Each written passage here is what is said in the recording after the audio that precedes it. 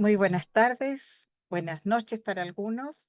Muy bienvenidos a un webinar más de estos días viernes tan bendecidos que podemos tener todos nosotros acá en nuestra América Latina.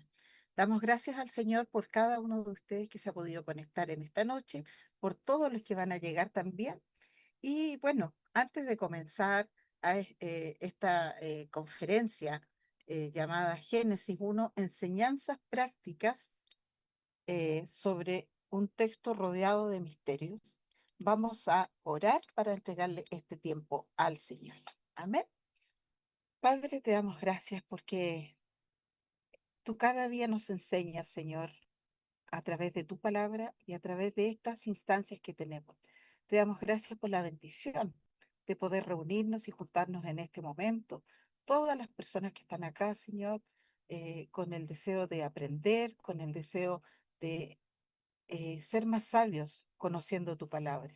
Gracias, Señor, por todas estas personas, por cada uno de ellos, por sus familias, Señor, y te rogamos que este tiempo sea de bendición para cada uno de nosotros. En el nombre de Jesús. Amén. Primero vamos a ver un versículo de la Biblia, no sé quién está en pantalla ahí para que me comparta el versículo de hoy, que vamos a hacer una comparación entre un versículo en Reina Valera 1960 y el versículo en Reina Valera contemporánea para que nosotros podamos ver cómo esta Biblia hermosa que tenemos ahora, la traducción Reina Valera contemporánea, no sale del contexto de la traducción. Por ejemplo, el libro de Eclesiastés 12, del 13 al 14, dice, el fin de todo el discurso oído es este, teme a Dios y guarda sus mandamientos, porque esto es el todo del hombre. Porque Dios traerá toda obra a juicio juntamente con toda cosa encubierta, sea buena o sea mala. Y en el lenguaje de hoy, en Reina Valera contemporánea, dice, todo el discurso termina en lo siguiente, teme a Dios y cumple sus mandamientos. Eso es el todo del hombre. Por lo demás, Dios habrá de juzgar toda obra, buena o mala, junto con toda acción encubierta. Entonces, ahí nosotros nos damos cuenta que es el mismo contexto, el mismo texto bíblico, como el Señor a nosotros nos habla. Amén. Vamos a también a presentar a nuestro expositor del día de hoy, darle gracias al Señor por el tiempo que Él nos ha dedicado para enseñarnos, nuestro querido pastor Wenceslao Restrepo. Él es colombiano, teólogo profesional, egresado de la Fundación Universitaria Bautista en Cali, Colombia. Él es magíster en estudio bíblico y teológico de Lee University de Cleveland, Tennessee, y es consultor de traducciones de las Sociedades Bíblicas Unidas. Además, él es máster facilitador del programa Trauma Healing y fue consultor de traducciones para proyectos de traducción bíblica a los idiomas Nasa Yuwe y Guayunaiki en Colombia. Él es docente en el campus bíblico, en los diplomados de Biblia del Antiguo y Nuevo Testamento, consejería cristiana y predicación expositiva, entre otros. También él ha brindado apoyo como consultor de traducciones a organizaciones como Jesús Film, el Proyecto Jesús, y en la revisión del guión de la película Jesús en el idioma de Guana, comunidad nativa de Venezuela. Antes de darle el pase también a nuestro querido expositor, les voy a comentar de que vamos a tener un tiempo de preguntas después de la conferencia, las cuales tienen que ser dirigidas a nuestro hermano Abraham Márquez. Aquí nos saluda ahí con la manito. Él, muy bien. Diríjale a él las preguntas. Entonces, al final, nuestro pastor Wenceslao nos va a estar respondiendo todas las consultas que usted tenga respecto al webinar de hoy. Esto queda grabado, queda en los perfiles de Facebook, me parece, de cada uno de los países.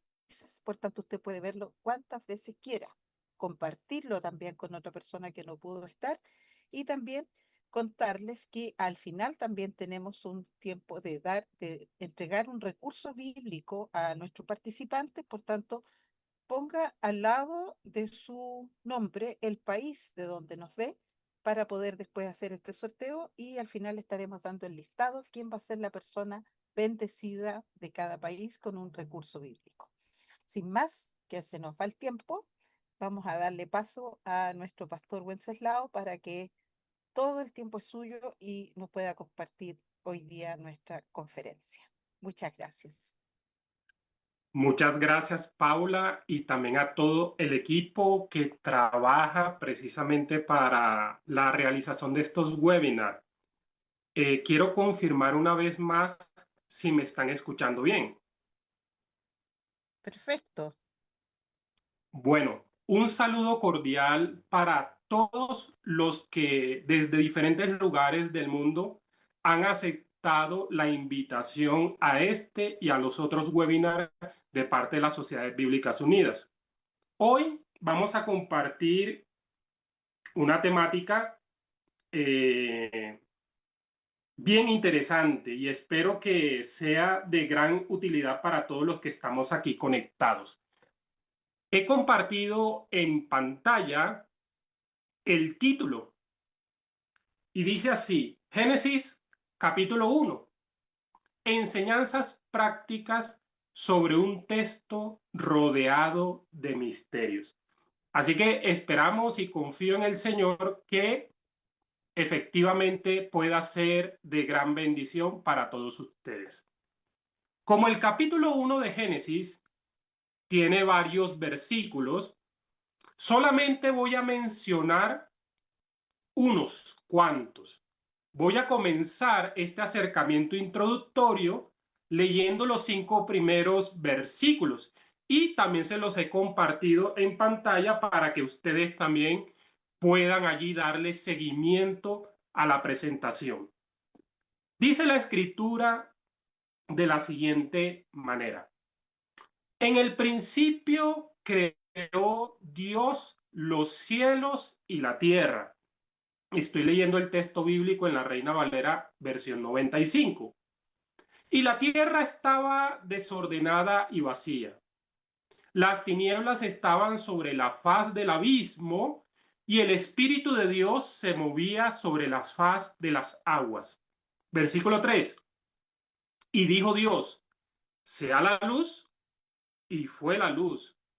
Y vio Dios que la luz era buena y separó la luz de las tinieblas. Y llamó a la luz día y a las tinieblas llamó noche. Y fue la tarde y la mañana del primer día. Hay algo que quiero comentarles a ustedes como un acercamiento introductorio a esta enseñanza. Y es que tengo que admitir que hoy me encuentro ante una de las enseñanzas más exigentes que me ha tocado realizar, ya que nada más y nada menos he tomado como punto de referencia un texto bíblico que ha sido punto de referencia sobre un tema que ha sido motivo de debate, que ha sido motivo de discusión y de reflexión por filósofos, por científicos y también por teólogos. Es el texto que nos habla sobre el misterio de la creación. Y se ha dicho que el texto de Génesis capítulo 1 viene siendo uno de los textos, si no el más, que tiene mayores explicaciones, el cual sobre la temática, sobre cómo se originó todo. Entonces aquí es importante decir esto también de manera preliminar. Cuando seleccioné este pasaje y la temática que ustedes vieron en la primera lámina, soy consciente que el texto bíblico de Génesis capítulo 1, que habla sobre la creación, ha sido mirado, ha sido interpretado de múltiples maneras. Soy consciente que en el ámbito de la teología, por ejemplo, en la academia se ha hablado y se ha dicho que entre Génesis 1 y capítulo 2 tenemos dos versiones de la creación. Soy consciente también que en el ámbito académico de la teología y gracias a los aportes de las ciencias bíblicas, se ha identificado una correlación y un comparativo entre el texto bíblico de la creación y un relato mesopotámico babilónico que también habla sobre la creación, llamado el Enuma Elish. Y también soy consciente, tal como lo expresé, que han surgido debates, han surgido controversias y a veces en el ámbito cristiano han surgido intentos, esa sería la palabra, de querer armonizar lo que la ciencia dice sobre la creación y lo que la Biblia dice. Pero, ¿qué es lo que yo he decidido plantear en el webinar de hoy? O dicho de otro modo, ¿por qué es importante estudiar este tema del misterio de la creación? ¿Qué tiene que ver eso contigo y conmigo en términos prácticos? Bueno, la razón por la cual he seleccionado este pasaje bíblico es porque el capítulo 1 de Génesis, sin lugar a duda, no solamente ofrece misterios, sino que también ofrece unas enseñanzas prácticas que nos ofrece a nosotros los seres humanos y que nos ayuda a entender el papel que tenemos como seres humanos en este mundo y sobre cómo podemos desarrollarlo. Así que, habiendo dicho eso, nosotros estamos claros que el propósito de este webinar no es tanto querer armonizar lo que la ciencia y la Biblia dice, sino más bien qué lecciones prácticas podemos derivar de un texto que ha sido complejo interpretar y que ha estado rodeado de misterios. Siendo esto así, hay 5 puntos de manera práctica que quiero mencionar sobre el misterio de la creación de Génesis capítulo 1. 5 grandes puntos que nos van a ayudar a entender a ti y a mí sobre el papel que tenemos como seres humanos para desempeñar en este mundo que Dios ha creado. Así que sin más, voy a entrar en materia. Y a continuación van a ver el primer de los 5 puntos que mencionaré en esta noche, hora aquí de Colombia. Primer punto o punto número 1. En el relato de la creación bíblica, nosotros vemos claramente señalado cuáles son los agentes encargados de realizar o de intervenir en el proyecto de la creación. Génesis capítulo 1, versículo 1, en su primera parte dice, en el principio creó Dios. Así que Génesis capítulo 1 nos va a hablar a todos nosotros quiénes son los agentes encargados de realizar este proyecto de la creación.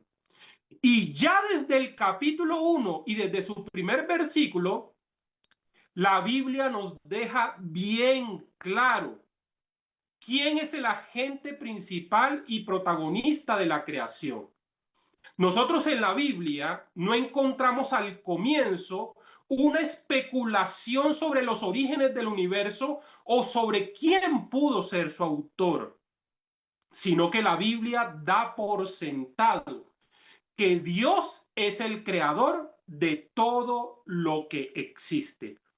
Así que si nosotros pudiéramos extraer una imagen de quién es Dios a partir de Génesis capítulo 1, podríamos decir simple y llanamente Dios es el creador de todo. Pero quiero que escuche a continuación una historia que les voy a compartir y que nos va a permitir entender diferentes posturas que los seres humanos han tomado sobre esa idea de que Dios es el creador de todo lo existente. Así que escuche la anécdota o la historia que les voy a compartir a continuación. En cierta ocasión, un maestro estaba enseñando sobre Génesis capítulo 1 y le decía a sus estudiantes cómo Dios era el creador de todo lo existente. Dentro de ese grupo había un estudiante que era escéptico. Él se consideraba un ateo. Interrumpió la enseñanza del maestro y le dijo: yo no creo eso que usted nos está enseñando. Yo no creo lo que dice la Biblia. Demuéstreme que Dios existe, demuéstreme que Dios creó todo, y así creeré que lo que la Biblia afirma es verdad. Yo soy ateo y creo más bien en lo que la ciencia dice, que el universo se generó de una manera espontánea y que todas las formas de vida se crearon a partir de reacciones físicas y químicas del universo. A la semana siguiente, el maestro hace esto. Decide llevar un hermoso cuadro, una obra de arte que presentaba montañas, un hermoso paisaje, árboles, un río, vegetación, un cielo hermoso. Lo coloca antes de comenzar la clase en un lugar visible y estratégico del salón. Empieza a realizar su clase y ese estudiante ateo, que era bien preguntón y bien curioso, se quedó impresionado del hermoso cuadro que estaba en el salón. Y en la mitad de la clase interrumpe al maestro y le dice: profesor, perdonen que le interrumpa. ¿Quién creó ese hermoso cuadro que está colgado en la pared? ¿Quién fue su autor? El profesor aprovecha la pregunta del estudiante y le dice: yo no lo sé. Ese cuadro se creó de la nada. Justo tú ves en el rincón de la pared que ahí hay un residuo de humedad y que también a un costado del salón hay una ventana abierta. Pues quiero decirte que ese hermoso paisaje se creó de manera espontánea por la combinación de la humedad que caía de la esquina de la pared con el fuerte viento que entraba por la ventana. Cuando el profesor dijo esto, el estudiante le respondió: profesor, ¿usted me está tomando el pelo? Y el profesor le responde: no, yo no te estoy tomando el pelo. Pero así como de absurda es la idea que este hermoso universo se creó de manera espontánea de la nada, así también te suena así de absurdo como te expliqué que ese hermoso cuadro también se creó de la nada. Bueno, nosotros en la Biblia tenemos declaraciones bíblicas que van a decir que los cielos cuentan la gloria de Dios, que la creación cuenta y testifica de la existencia de un creador. Pero no solamente eso, sino que también nosotros vemos en la Biblia, en el mismo capítulo 1 de Génesis, que cuando Dios creó al ser humano, lo creó a su imagen y semejanza. A su imagen y semejanza.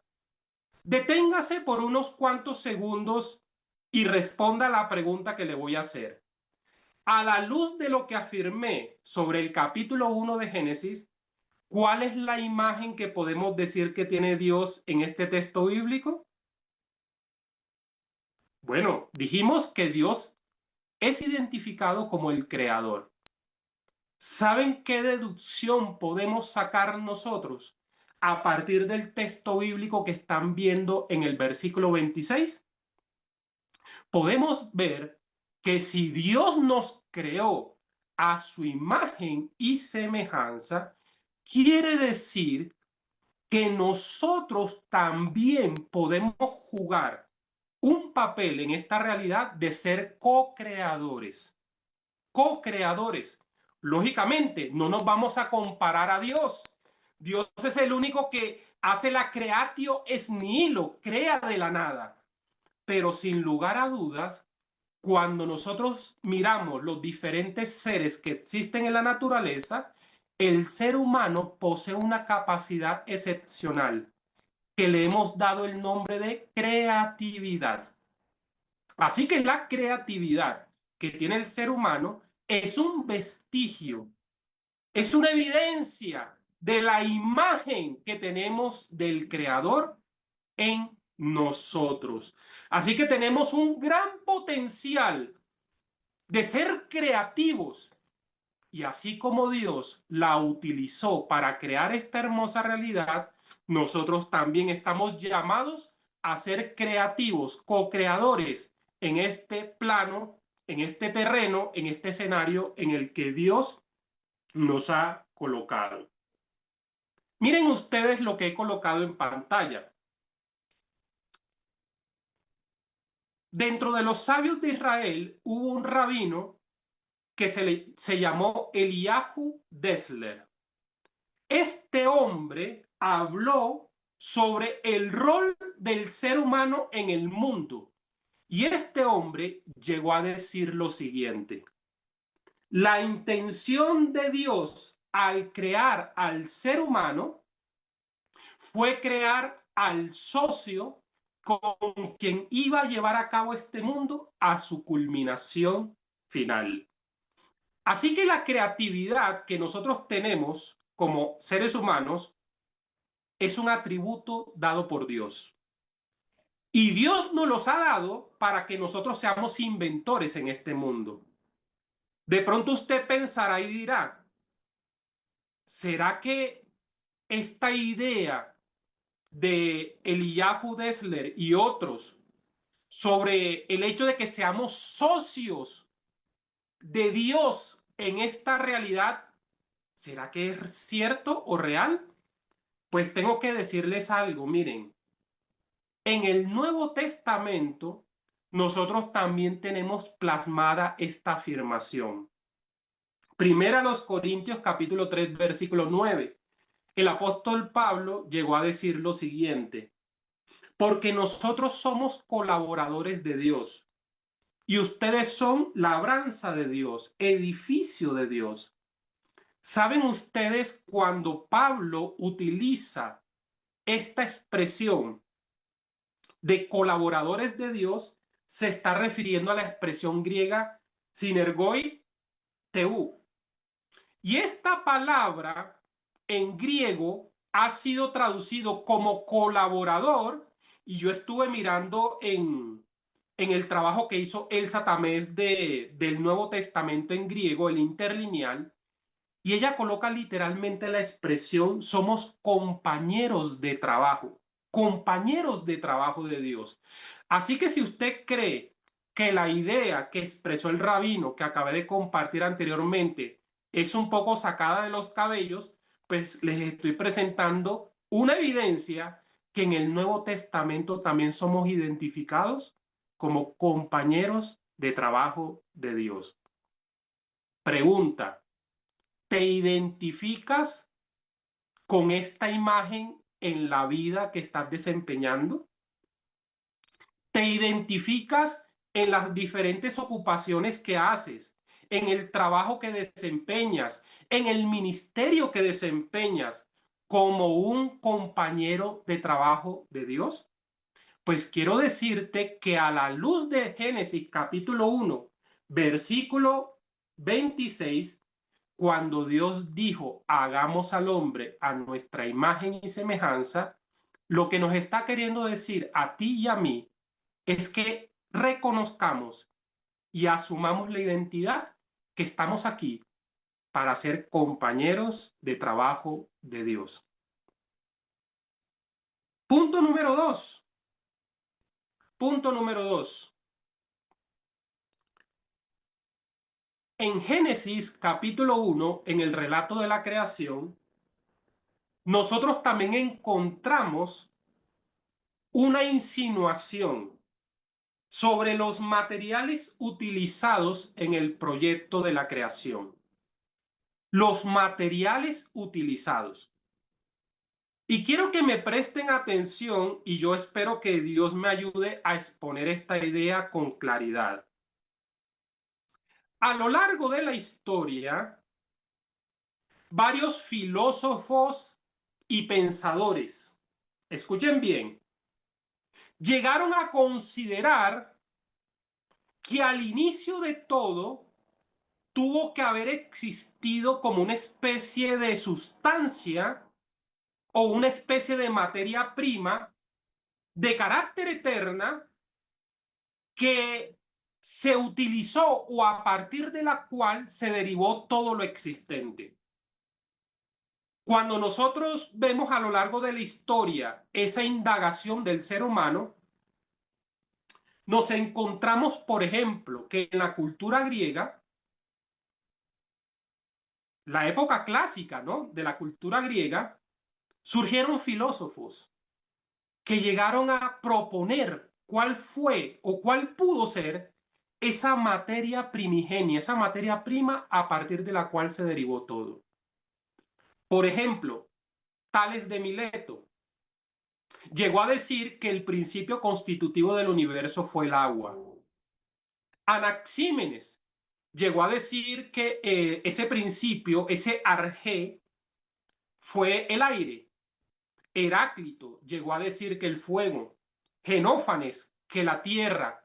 Y así sucesivamente, a lo largo de la historia, han surgido diferentes pensadores que especularon sobre cuál pudo ser esa materia primigenia, esa materia prima, a partir de la cual surgió todo.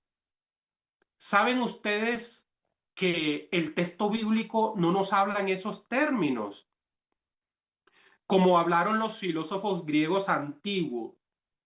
Porque el texto bíblico lo que va a afirmar es que solamente Dios es eterno y que Él al comienzo fue quien creó los cielos y la tierra.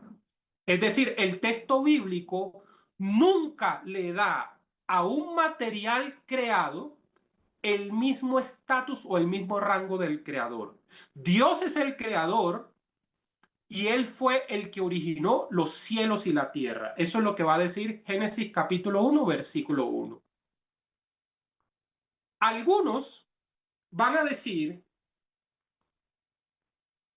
algunos van a decir que esa expresión de Génesis capítulo 1, versículo 1 representa una síntesis, un resumen de la actividad creativa de Dios.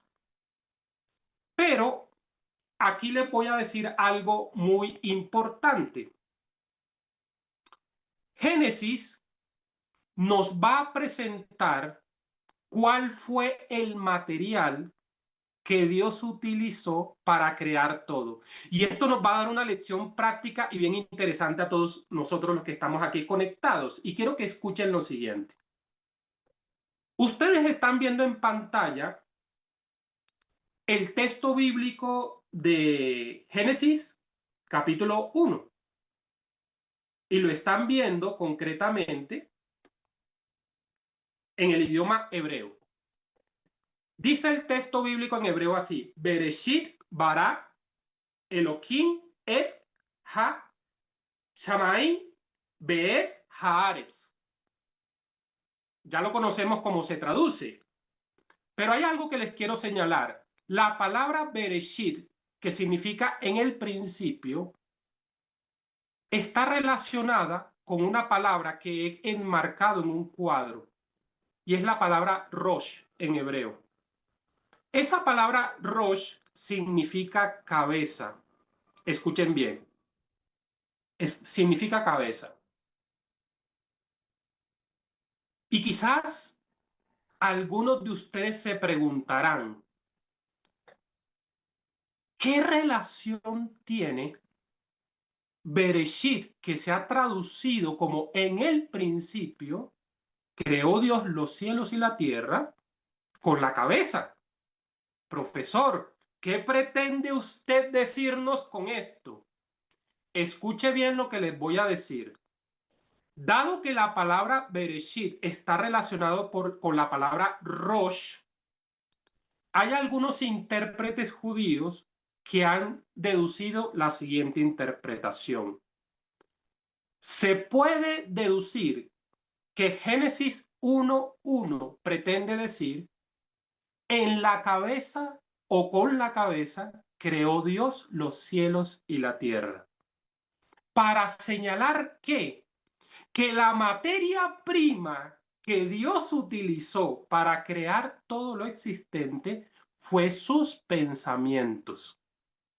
Escuche bien, la materia prima, lo voy a repetir una vez más, que Dios utilizó para crear todo lo existente, no fue ni el agua, ni el aire, ni la tierra, no fue lo que dijeron los filósofos griegos, sino que fue Bereshit, en la cabeza, con el pensamiento, creó Dios los cielos y la tierra. Ahora, yo les quiero decir a ustedes esto. Díganme si es cierto o no. ¿Acaso no resulta evidente que los grandes inventos que han hecho los seres humanos en la historia, por ejemplo, quienes inventaron los aviones, quienes inventaron la computadora, quienes inventaron lo que a nosotros nos resulta asombroso en el tiempo moderno, ¿acaso no comenzó como una idea en primer lugar de quién fue el inventor de eso? Pues bien, aquí estamos viendo que en el humano existe una réplica de lo que Dios también utilizó cuando creó todo lo existente. Así que relacionando este segundo punto con el primero, quiero decirles esta verdad. Si nosotros queremos desempeñar un rol de ser creativos, de usar la capacidad de la creatividad para ser de bendición en este mundo, tenemos que pedirle a Dios que nos dé ideas divinas. Tenemos que pedirle a Dios que nos dé claridad de pensamiento. Porque cuando el hombre y la mujer logran tener en su cabeza pensamientos claros, vaya que si surgen grandes inventos, vaya que si surgen grandes proyectos, vaya que si surgen grandes propuestas. Yo les hago esta pregunta: ¿cuándo usted y yo hemos resultado más creativos? ¿Hemos resultado más innovadores? ¿Acaso no es cierto que cuando estamos tranquilos y tenemos claridad mental, que surgen en nuestra mente las ideas y eso después lo plasmamos en hechos? Así que, ¿qué nos está enseñando Génesis 1:1?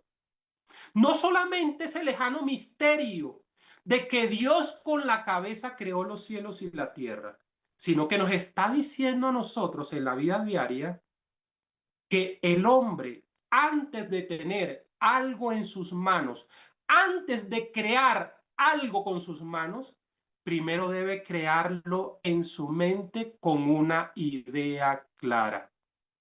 Así que en oración pídale a Dios, frente a los proyectos que tiene, que le dé ideas divinas, que le dé ideas claras. Dígale: Señor, así como con tu cabeza, con tus pensamientos creaste los cielos y la tierra, dame ideas sobre este proyecto, esta propuesta que yo quiero implementar. Quiero que por favor ustedes me hagan un gesto y una señal en este webinar. ¿Me están captando la propuesta de la enseñanza de esta noche? ¿Está resultando claro lo que Dios nos está enseñando de manera práctica de Génesis capítulo 1, versículo 1? Así que recuerden, todo esto comenzó con un pensamiento, el pensamiento de Dios. Todo lo que tú quieras crear en este mundo va a comenzar con una idea clara en tu mente. Pídesela a Dios. Punto número 3. A partir del relato de Génesis capítulo 1, nosotros también vemos las herramientas que Dios empleó en el proyecto de la creación. Vemos las herramientas. Y en el versículo 2 y 3, vemos que se habla de el Espíritu de Dios en escena. Lo voy a leer literalmente. Dice, la tierra estaba desordenada y vacía, las tinieblas estaban sobre la faz del abismo, y el Espíritu de Dios se movía sobre la faz de las aguas. Y dijo Dios. Así que vemos en el proyecto de la creación al Espíritu de Dios participando. Y también vemos a Dios usando su palabra para llevar a cabo todo lo que existe. Una combinación maravillosa. Espíritu de Dios y palabra de Dios. Palabra de Dios.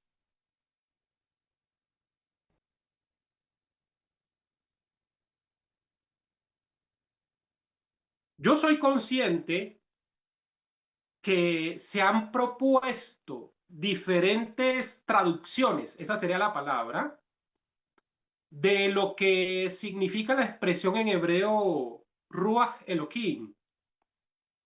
Hay algunos que se han basado literalmente en lo que significa la palabra Ruach y han dicho que significa viento, aire en movimiento. Pero también, y no es descabellado, traducir el texto bíblico como el Espíritu de Dios. ¿Por qué razón?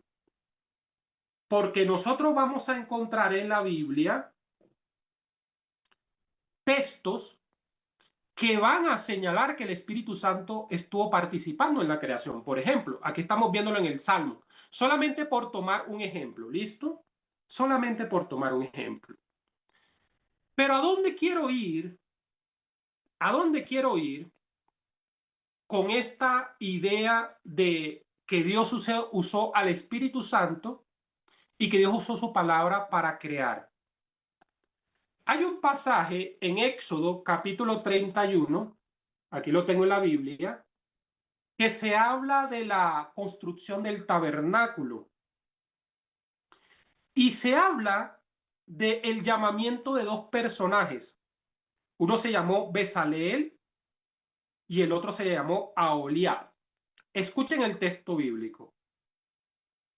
Habló el Señor a Moisés y le dijo, mira, yo he llamado por su nombre a Bezaleel, hijo de Uri, hijo de Ur, de la tribu de Judá. Y lo he llenado del Espíritu de Dios, en sabiduría y en inteligencia, en ciencia y en todo arte, para inventar diseños. Para inventar diseños. Otra vez lo digo, para inventar diseños. ¿Saben? Hay algo que yo les quiero decir y que está correlacionado a la profesión que tengo y al rol que desempeño. A veces, cuando predico en la iglesia donde asisto, yo formo parte de la iglesia Discípulos de Cristo en Colombia. Y a veces también cuando enseño en programas de capacitación, hay algunas personas que me dicen, profesor o pastor, ¿de dónde sacó usted esa enseñanza? ¿De dónde derivó usted esa predicación que nos expuso?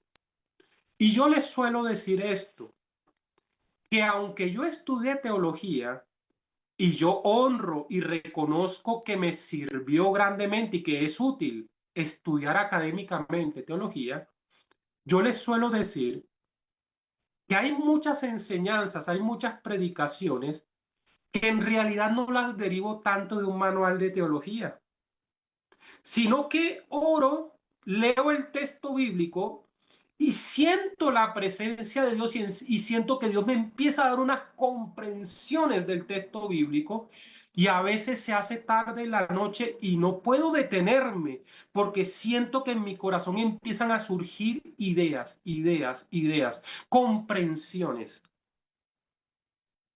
Y yo sé que a ustedes también les ha pasado. No solo en la labor de la enseñanza de la palabra, sino para otras cosas. A veces nos levantamos y sentimos como una idea inspiradora sobre qué hacer en nuestros oficios o nuestros trabajos. Así que quiero decirles que nosotros, los creyentes, los hijos de Dios, contamos con la suministración del Espíritu Santo. Y el Espíritu que participó en la creación de todo lo existente, ¿acaso no te puede dar ideas innovadoras a ti? ¿Acaso no te puede usar para plantear propuestas y proyectos de parte de Él? Así que tenemos a la mano esta suministración divina para que digamos, Espíritu Santo, me dispongo para que tú, que eres el Espíritu que participaste en la creación, fluyas a través de mí y también co-crees cosas de bendición en este mundo para tu gloria. Pero voy a seguir avanzando y les voy a pedir el favor a los coordinadores del webinar. Permítanme, me voy a extender unos 5 minutos más. Voy a ir concretando ya la enseñanza. Pero también es interesante que en el texto bíblico Dios usó su palabra. Dios usó su palabra para crear. Y hay algo que aquí yo quiero decirles a todos ustedes. Una vez más, para todos los que estamos aquí, tenemos bien claro que ningún ser humano se puede equiparar a Dios en que con nuestra palabra vamos a crear cosas como Dios las creó. Dios dijo y fue hecho. Eso es lo que nos dice Génesis capítulo 1. Pero en la Biblia también se menciona que la palabra que profiere el ser humano tiene gran poder. Escuche bien. Así que ese dicho que tenemos en nuestra cultura, como que las palabras se las lleva el viento, eso no es cierto. Nuestras palabras tienen mucho poder y muchas de las realidades buenas o adversas que hemos creado en nuestra vida están estrechamente relacionadas con el uso de nuestra lengua. Yo les hago una pregunta. ¿Acaso no es cierto que Proverbios capítulo 18, versículo 21 dice que la vida y la muerte están en el poder de la lengua? Y el que la ama comerá de sus frutos.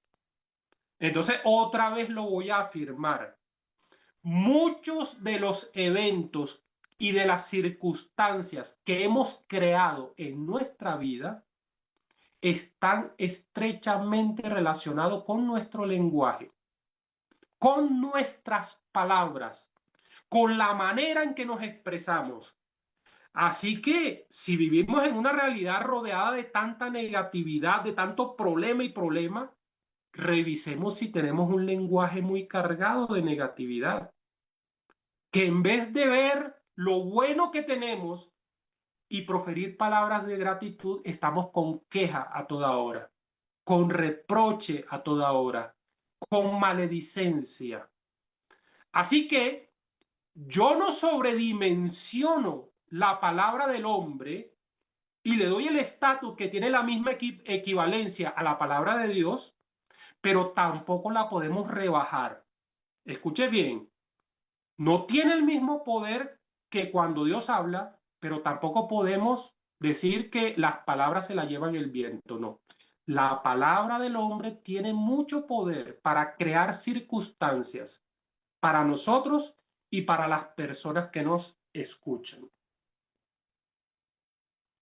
Y voy a avanzar en lo siguiente. Cuarto punto.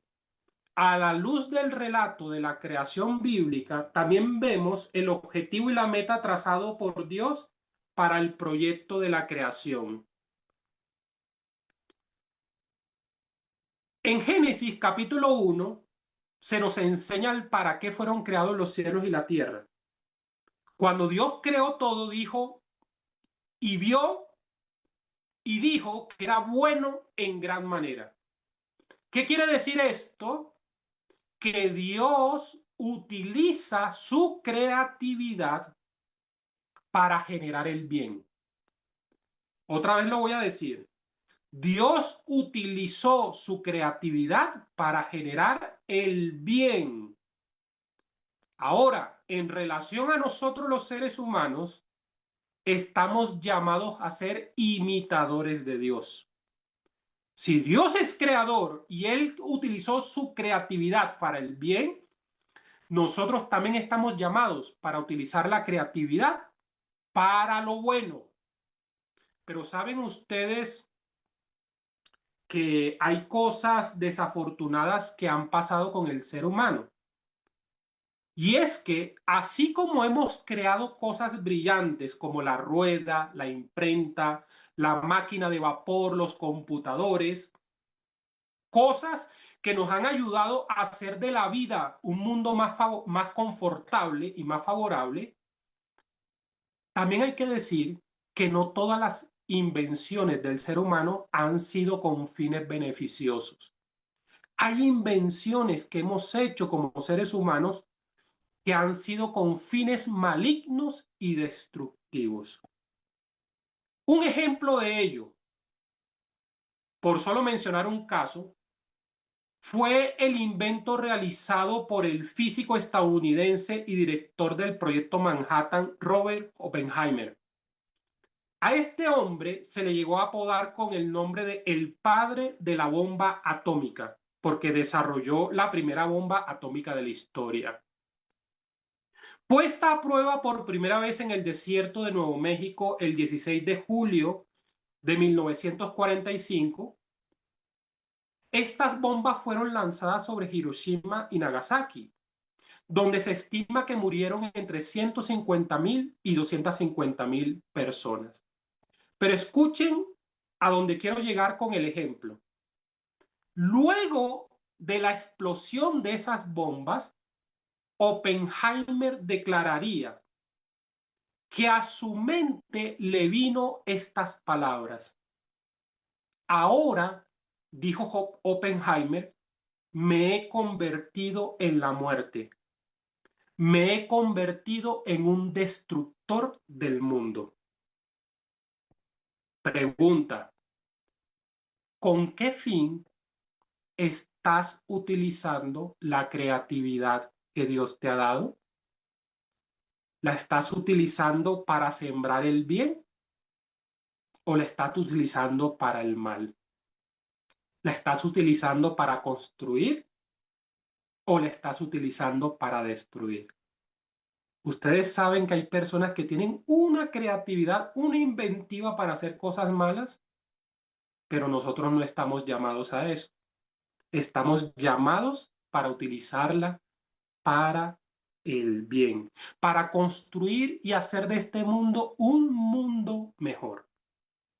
Termino diciendo lo siguiente. Todo el capítulo 1 de Génesis también nos va a hablar de la metodología que Dios utilizó en su proyecto de la creación. Y nosotros vemos que en el texto bíblico se nos habla de una creación gradual. Vemos que Dios no hizo todo de tajo, sino que distribuyó su programa y su proyecto dentro de un programa de días, de un proyecto de días. Vemos también que apenas creó los cielos y la tierra, en el versículo 2 se habla de un reto y un desafío. El caos, el desorden en lo que Dios pretendía crear. Así que esto también nos enseña algo a nosotros. Y es que nosotros debemos entender que el mismo modelo, la misma metodología empleada por Dios es algo que también nos va a tocar implementar a nosotros. A veces tenemos grandes sueños, grandes metas y pasan los días, pasan las semanas, pero quiero decirles algo. El hecho de que esté pasando el tiempo no significa que de manera gradual se están gestando, se están brindando los aportes, los cimientos de aquello que estamos construyendo. Y también quiero decirles lo siguiente, no se extrañen Otra vez lo digo, no se extrañen que frente a la idea de crear algo de parte de Dios, de repente surja el caos, de repente surja fuerzas destructivas que pretendan sabotear y destruir lo que Dios ha puesto en tu corazón para crear. Ese mismo reto lo enfrentó Dios en Génesis capítulo 1, versículo 2, y a nosotros nos va a tocar también enfrentarlo. Así que vemos un programa, un modelo de creatividad, donde el ser humano, y con esto termino, está llamado a, voy a decirlo en estos términos, del caos generar armonía y belleza. De aquellos que es caos, como co-creador, como aquel que es imagen y semejanza de Dios, imitar a Dios, quien también de este mundo que estaba desordenado y vacío, terminó en el versículo 31 pasándolo de un mundo caótico a un mundo lleno de orden y de belleza. Con esto termino los 5 puntos, las 5 lecciones prácticas que les quería compartir en esta noche, y espero que no me haya quedado muy en el aire con grandes misterios, sino que también haya compartido enseñanzas prácticas que sean de bendición para todos los aquí presentes. Paula y todo el equipo de trabajo, gracias por la invitación y sin más daré lugar a posibles preguntas que surjan. Sí, ¿qué tal, profesor Wenceslao? Muchas gracias por esta exposición tan completa, tan vasta, tan analítica, tan llena de cuestiones que definitivamente no se alcanzan a ver a simple vista y que muchas veces nos llevan a un replanteamiento, a una relectura, a una interpretación muy diferente de la Biblia. Sí hay muchas preguntas, debo decirlo. Me va a costar un poquito de trabajo sintetizarlas o de unirlas en las 3 o 4 que por el tiempo nos pudiera dar. Algunas muy técnicas, algunas más generales.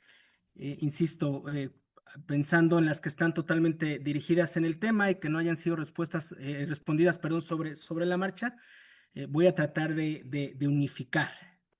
El misterio de la creación. Nos hablaba usted de las diferencias, hizo una referencia a las diferencias o a estos dos relatos, perdón, a estas dos narrativas de Génesis 1 y Génesis 2. Y es un tema que usted lo sabe, desde las ciencias bíblicas ha tenido muchos matices.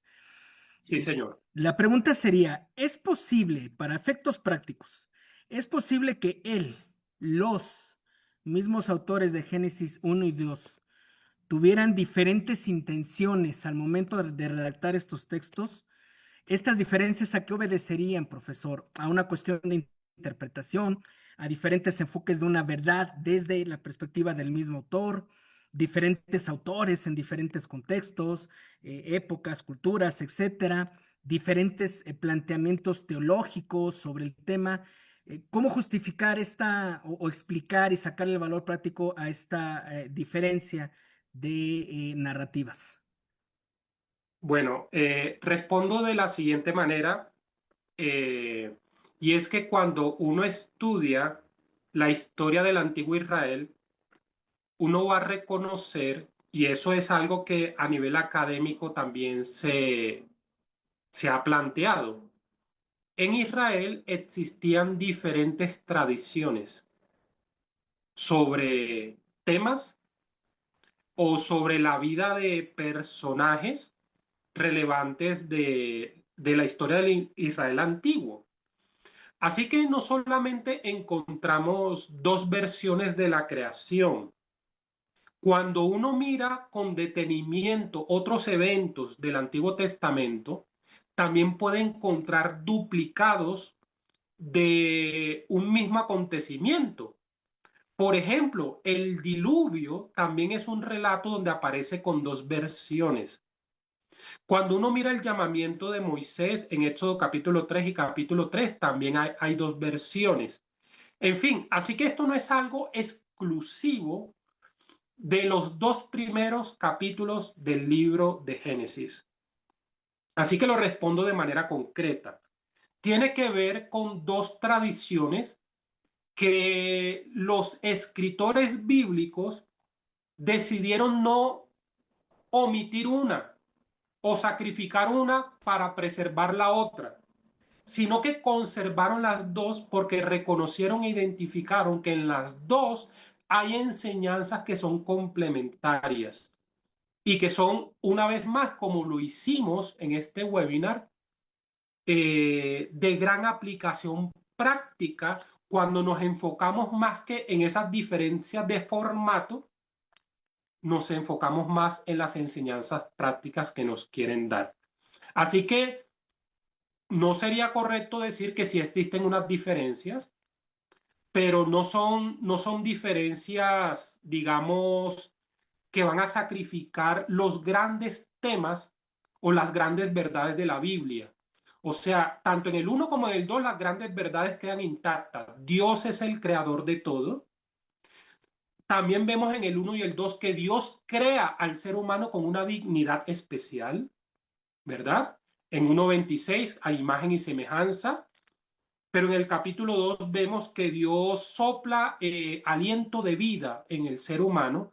Así que yo creo que eso es lo que los diferentes autores bíblicos han pretendido que nos enfoquemos. Y de esa manera respondería a esa primera pregunta. Muchas gracias, profesor.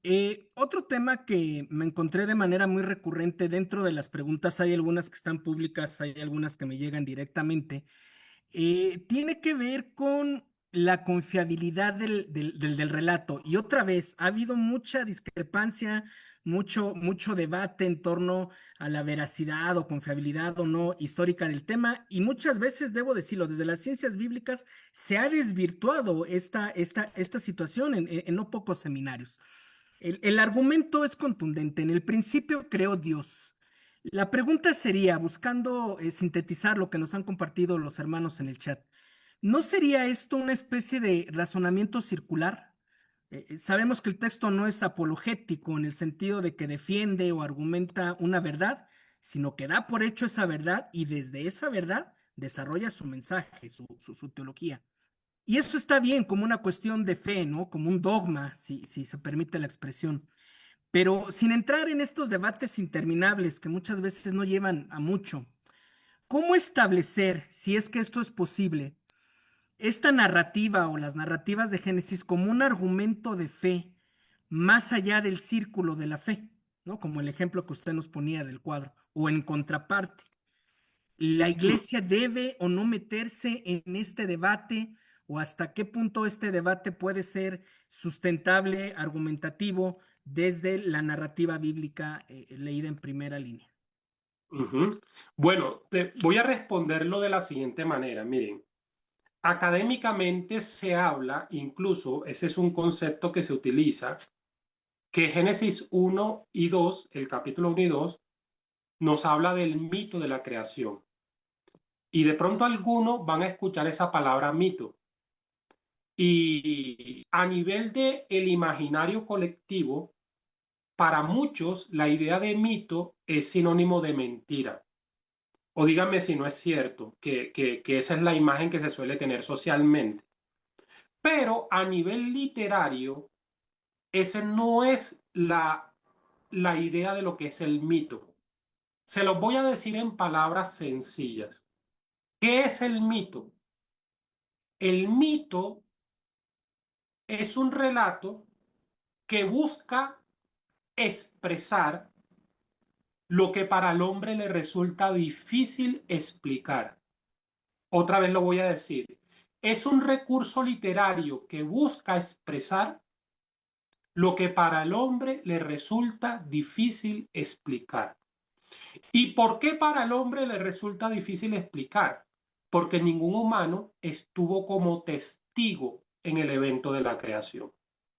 Entonces, ¿cómo vamos a pretender explicar minucias cuando ya tenemos esa gran digamos, desventaja, ¿no? Ese hecho. En segundo lugar, tal como también ha sido expresado en la pregunta, la intencionalidad del relato bíblico es despertar la fe en sus lectores y en sus oyentes. Es un libro de fe.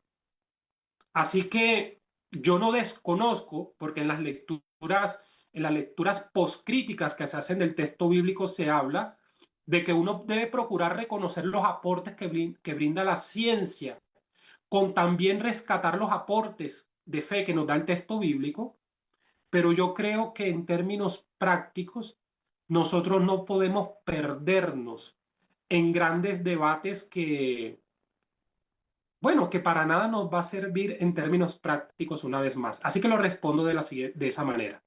La siguiente pregunta, ¿cuál sería? Gracias, profesor. Muy bien respondido, definitivamente.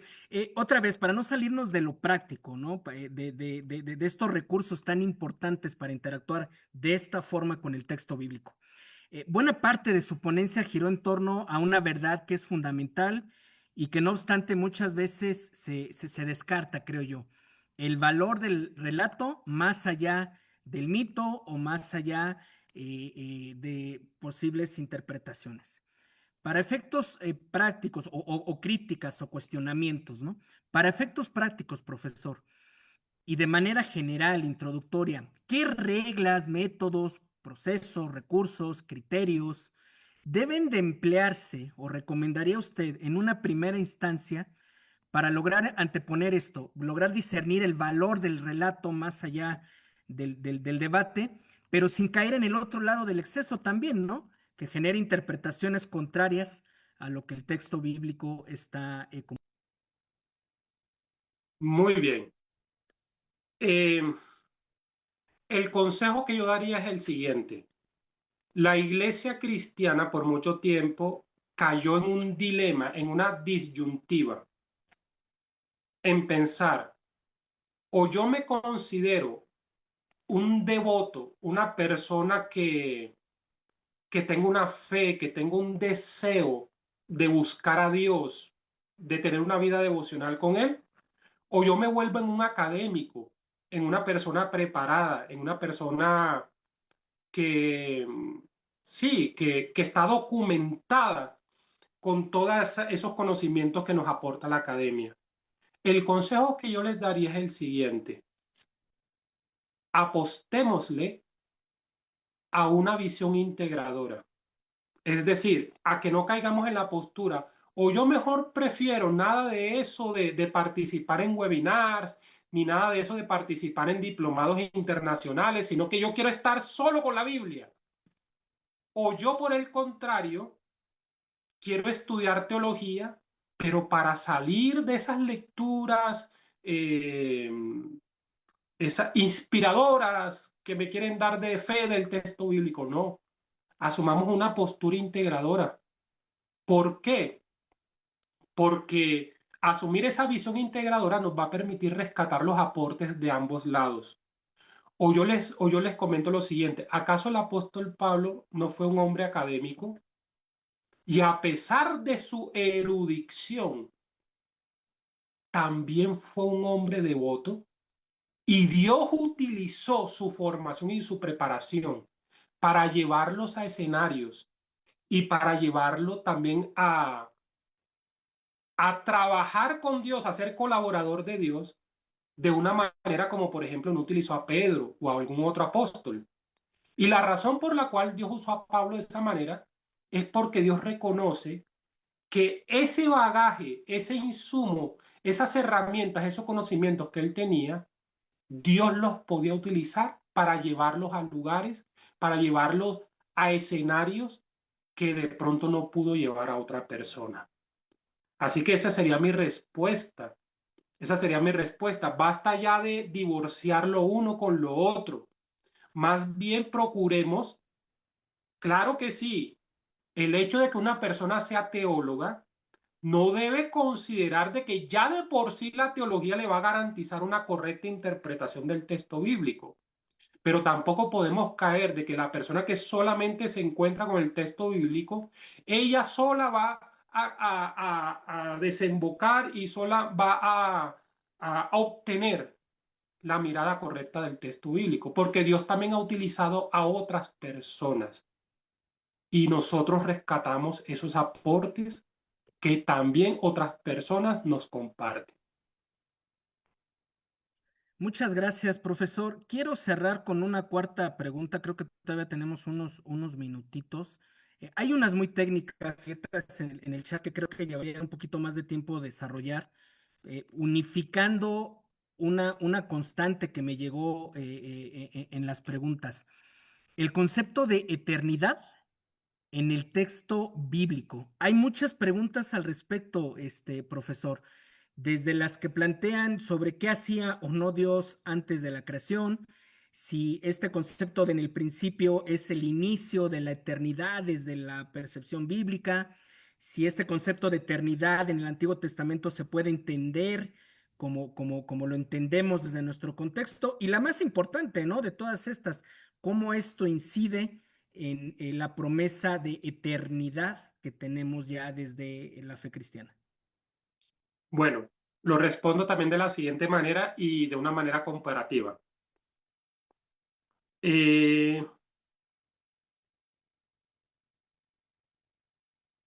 Iba a presentarles un planteamiento de otros pensadores que no son pensadores bíblicos y lo iba a decir de la siguiente forma.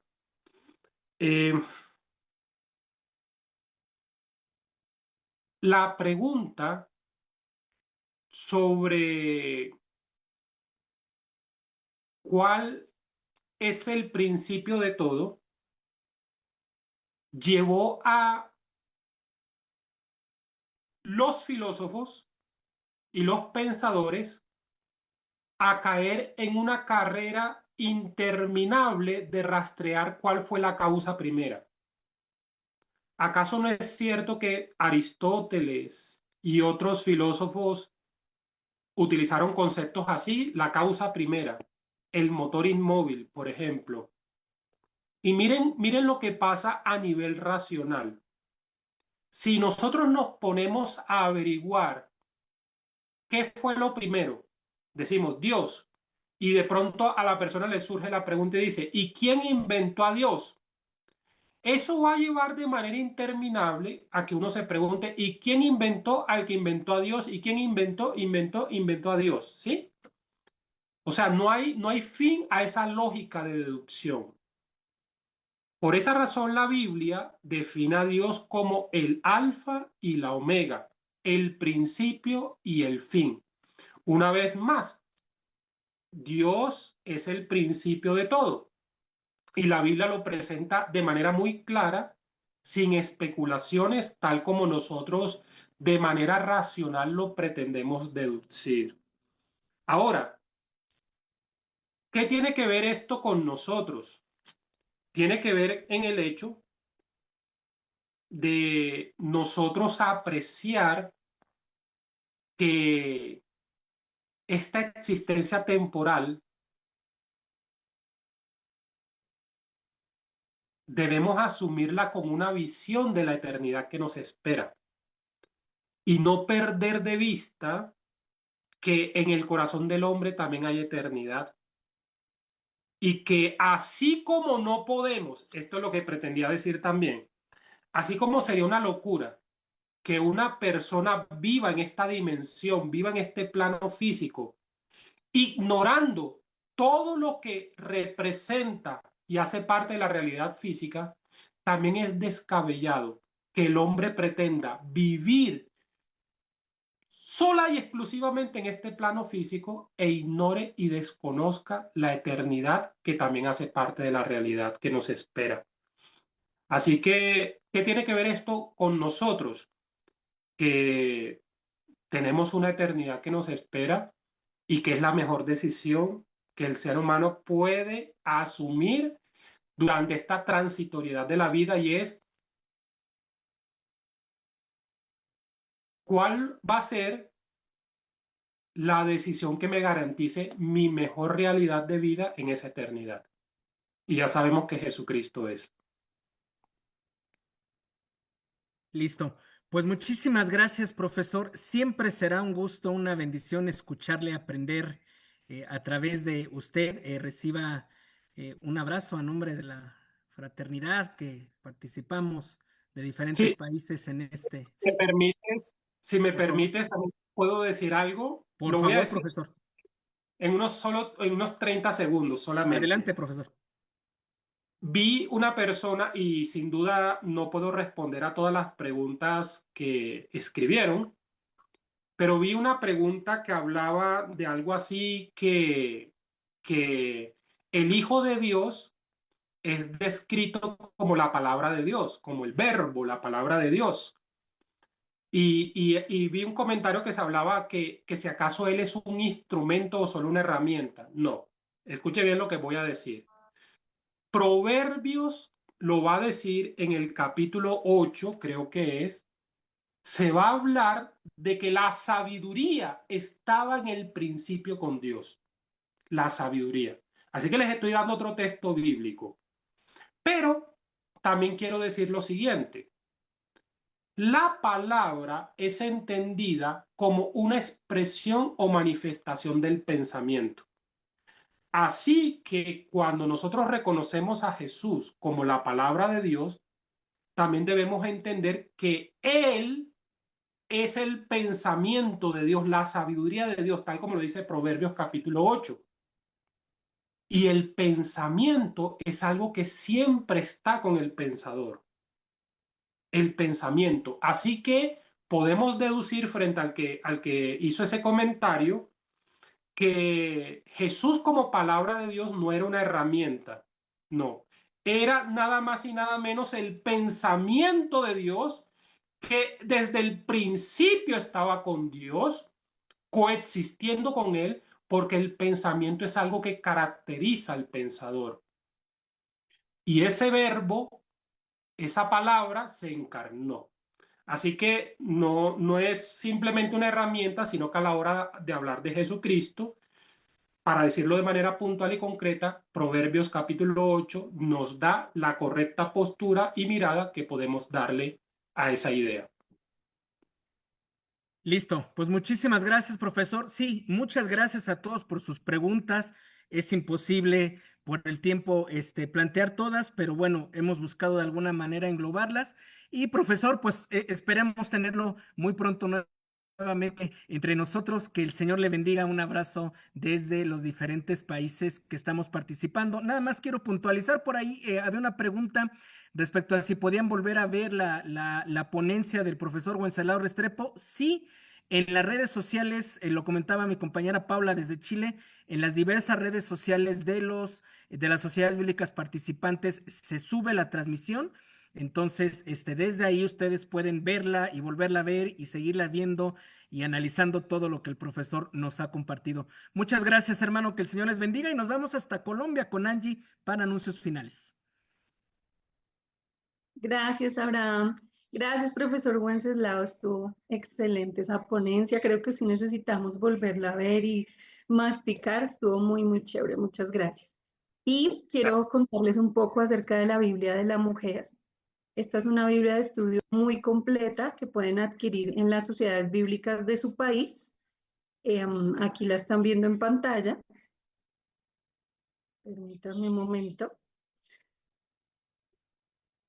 Bueno, ahí están viendo las características. Es una Biblia de estudio súper completa. Allí encontramos devocionales, notas de estudio especializadas para la mujer, artículos temáticos enfocados en las mujeres, datos curiosos sobre las mujeres en la Biblia. Tenemos secciones de reflexión y oración y además es una Biblia muy, muy, muy bonita, muy hermosa, de verdad que es muy recomendada. Y como les dije, pueden encontrarla en la Sociedad Bíblica de su país. También quiero contarles acerca del diplomado que estará empezando en enero. Este es un diplomado nuevo que queremos compartir con ustedes, el diplomado en sabiduría para tiempos desafiantes. Con este diplomado buscamos que nuestros estudiantes puedan profundizar en el mensaje sapiencial de las escrituras y la relevancia que este mensaje tiene en el mundo actual. Vamos a estar estudiando Salmos, Job, Eclesiastés, Proverbios y vamos a hacer un acercamiento contextualizado. ¿Cómo podemos, lo que nos enseñaba hoy el pastor Wenceslao, cómo podemos aplicar en la práctica la Biblia, cómo desde estos libros podemos hacer un acompañamiento pastoral, cómo podemos usar esta sabiduría para nuestra vida personal. Así que están súper invitados, sé que va a ser un diplomado de muchísima bendición para todos y estará iniciando el 17 de enero. Pronto les estaremos contando más cómo van a ser las inscripciones y todo lo demás. También quiero contarles sobre nuestro webinar que estaremos presentando el próximo viernes. Lutero, la Reforma y los aportes al mundo moderno. Estaremos con el doctor Tomás Gutiérrez para que nos acompañen, se agenden y nos acompañen y sigamos aprendiendo juntos como todos los viernes. Y finalmente quiero contarles quiénes son nuestros ganadores de hoy. Recuerden siempre que cuando ingresen al webinar escriben su nombre, su país para que puedan participar en el sorteo de un recurso bíblico. Hoy los ganadores son los siguientes. De Perú, Yaneli Espinosa. De Colombia, Luis Felipe Negrete. Y de México, Angélica Millán. Entonces, por favor, comuníquese a la Sociedad Bíblica de su país para que les hagan entrega de este recurso bíblico. Y bueno, quiero agradecerles por haber estado hoy acá. Siempre nos alegra mucho verlos, que sacan el tiempo para seguir aprendiendo juntos de la palabra del Señor. Hacemos esto con mucho cariño, con mucho amor y nos alegra mucho contar con su participación. Inviten a otros para que podamos seguir creciendo juntos. Un abrazo muy fuerte, que el Señor les bendiga. Y bueno, voy a cerrar con una oración, luego abrimos los micrófonos para que todos se puedan despedir. Señor, te damos gracias por esta oportunidad, por el pastor Wenceslao, por la enseñanza que nos trajo hoy. Gracias por tu palabra que siempre nos fortalece. Señor, te bendecimos a todas las personas que participaron. Llores para todos. Amén. Amén. Dios les bendiga. Gracias. Saludos. Gracias. Saludos desde Lima. Muchas gracias. Excelente exposición. Para el profesor Bendiga, muchas bendiciones. Gracias, pastor. Muchísimas gracias. Saludos a todos desde Guatemala. Gracias. Bendiciones de Perú.